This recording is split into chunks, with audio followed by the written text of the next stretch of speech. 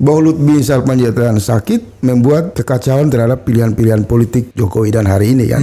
Begitu berita sakit itu kan bersamaan dengan ngototnya Jokowi untuk pasangkan Gibran. Kalau ada sebagian mengatakan sakitnya Luhut berimplikasi terhadap stabilitas kekuasaan, iya.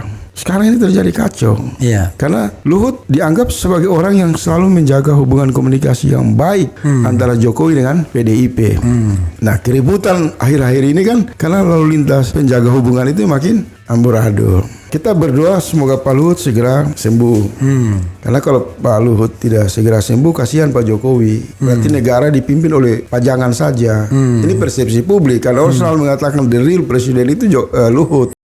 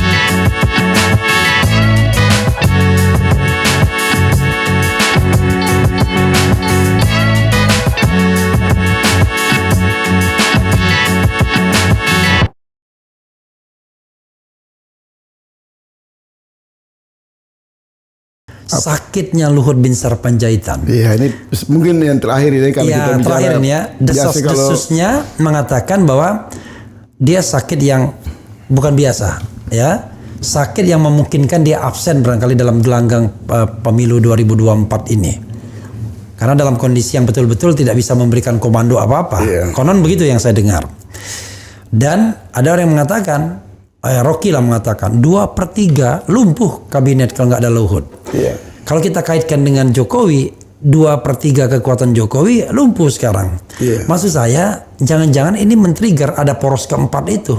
Atau tidak ada lagi yang namanya rezim koersif yang bisa menersangkakan siapapun, yang bisa mencengkram leher siapapun. Karena mungkin aparat penegak hukum yang diperintah pun akan balelo. Sekarang kita penjara-penjarakan orang, besok kita yang dipermasalahkan orang.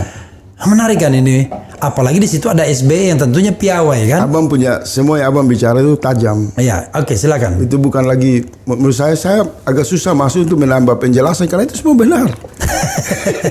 Dugaan-dugaan abang itu kan merekonstruksi apa yang menjadi fokus pembicaraan serius di ruang publik. Antum ya harus perjelas itu. Pertama, kalau dia sakit jelang pendaftaran calon wakil presiden, boleh dong orang menduga apakah sakit itu politik atau tidak. Ya kan? Gini, bisa nggak saya kasih konfirmasi desas-desus informasi yang mengatakan dia pecah pembuluh darah. Ya, saya sempat dengar lihat fotonya. Dan kemudian fotonya itu hoax semua itu foto. Ya. Karena kalau sudah masuk di sampai tidur di begini. Kalau masuk posisi situ kan orang nggak bisa lagi steril, sudah itu nggak mungkin ada fotonya kan. Dia pecah pembuluh darah, lalu ya diperkirakan kalaupun sembuh ya recovery-nya akan lama.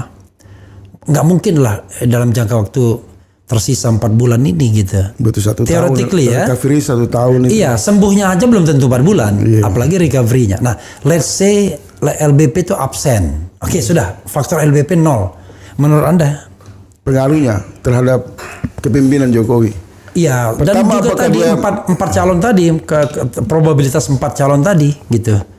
Ya. Karena orang melihat ini nggak ada jaminan lagi juga kita dan kita hilangnya bebas. variabel Luhut bin Sarpanjaitan di tengah situasi dinamika krusial ini kan memang mesti harus dibahas. Karena bicara tentang kepemimpinan nasional itu kan sebenarnya di depan itu pajangan hanya Jokowi. Real yang sering dikatakan presiden kan Luhut bin Sarpanjaitan. Maka kalau dibilang apakah pemerintahan goyang, memang sudah goyang. Kecuali kalau Luhut sakit ini, mungkin dia sudah punya informasi, dia sudah ini, kemudian hanya bahasa sakit sebagai cara dia untuk menghindar, maka cuma itu susah dikonfirmasi. Saya berpikir positif saja bahwa Luhut bin Sarpanjaitan sakit membuat kekacauan terhadap pilihan-pilihan politik Jokowi dan hari ini kan. Begitu berita sakit itu kan bersamaan dengan ngototnya Jokowi untuk pasangkan Gibran. Kan bersamaan itu. Sakit tiba-tiba yang mengganti Gibran dalam isu politik itu seolah-olah yang menggantikan Luhut di ruang politik, Gibran tiba-tiba muncul kan. Luhut sakit, terbitlah Gibran, kan begitu. Calon wakil presiden ramai diperbincangkan sehingga orang tidak lagi seolah-olah peduli dan simpati kepada Luhut. Dia sakit apa, rumah sakitnya di mana, apa masalahnya. Tapi hari-hari ini seluruh elit di lingkaran kekuasaan lebih sensitif untuk menanyakan Kaisang, menanyakan Gibran. Maka kesan dalam realitas peristiwa itu, Luhut sakit dan redup, terbitlah Kaisang dan Gibran. Nah, kalau ada sebagian mengatakan sakitnya Luhut berimplikasi terhadap stabilitas kekuasaan, iya. Sekarang ini terjadi kacau. Karena Luhut dianggap sebagai orang yang selalu menjaga hubungan komunikasi yang baik antara Jokowi dengan PDIP. Nah, keributan akhir-akhir ini kan karena lalu lintas penjaga hubungan itu makin amburadul. Tetapi di kubu Cekes juga barangkali yang abang bilang itu benar. Absennya, tidak hadirnya Luhut di panggung keramaian ini bisa membuat peluang kalkulasi SBY mungkin bertemu dengan Golkar untuk membangun satu paket yang belakang ini di. Saya malah nggak bisa ngakak bro. Untuk menekan tiba-tiba ada satu paket yaitu Erlangga AHY. Dan itu bagus. Tiba-tiba nih Zulkifli Hasan kurang ajar dalam tanda kutip. Ya, kabur. Bukan kabur, dia bilang sama Prabowo, "You pakai Erick Thohir." Kan dia kan rekomendasikan Erick Thohir. Kalau enggak kami kabur. Kan nggak bisa nyalon jadi Prabowo. Saya Prabowo nggak nyalon. Jadi salah. Iya, ini semua bisa kacau karena Luhutnya nggak ada kan. Iya. Kalau Luhut ada nih mungkin dia bisa. Dia bisa jadi penyandra. Sejak sakit itu kan. Tapi orang-orang yang tadinya tersandra merasa bebas sekarang mungkin. Bisa jadi. Saya pikir sama-sama tersandra, sakit juga tersandra. Jadi tiba-tiba yang tadinya ini tidak bisa bebas. Ada yang tersandra karena memang disandra dengan isu kasus, ada tersandra juga malaikat maut. Ini semua kita tersandra semua. Cuma kembali ke tema, kita berdoa semoga Pak Luhut segera sembuh. Karena kalau Pak Luhut tidak segera sembuh, kasihan Pak Jokowi. Berarti negara dipimpin oleh pajangan saja. Ini persepsi publik. Karena orang selalu mengatakan the real presiden itu Luhut. Nah, jangan terlalu lama lah. Negara ini diberikan kepada boneka. Mungkin segera sembuh supaya bisa ikut membantu kekacauan yang sudah semakin luar biasa, menakutkan. Bisa bantu untuk menstabilkan. Karena ini pemilu yang menurut saya lihat dan banyak orang lihat termasuk abang lah, ini akan berjalan tidak seperti biasa-biasanya. Karena di kubu perubahan itu akan, kalau benar terjadi yang tadi kita bicara, mengembalikan energi dalam konsolidasi rakyat, maka gerakan perubahan itu akan semi revolusi masuk ke dalam election. Seperti di Brasil yang dilakukan oleh Lula. Tiap malam orang demo, mimbar bebas di mana-mana. Di pusat-pusat pejuang-pejuang perubahan. Nah, itu yang mau dibikin oleh Jurkam Perubahan. Jadi kampanyenya malam. Tapi pakai podcast dengan RH. Berkumpul 1.000-2.000. Model itu yang berbahaya kalau sampai dan egaliter, tidak feodal. Dan kita memasuki orbit civilized, digital civilized. Di mana interaksi politik itu kan sudah di media sosial dan lain-lain. Luar biasa bro ya. Kita nanti tunggu kejutan. Jangan-jangan tiba-tiba kejutan pertama 4 calon. 4 pasang calon, ternyata ada split mereka ini. Kejutan yang paling kejutan adalah Prabowo nggak bisa nyalon. Bisa jadi karena faktor kesehatan dan lain-lain kan. Iya.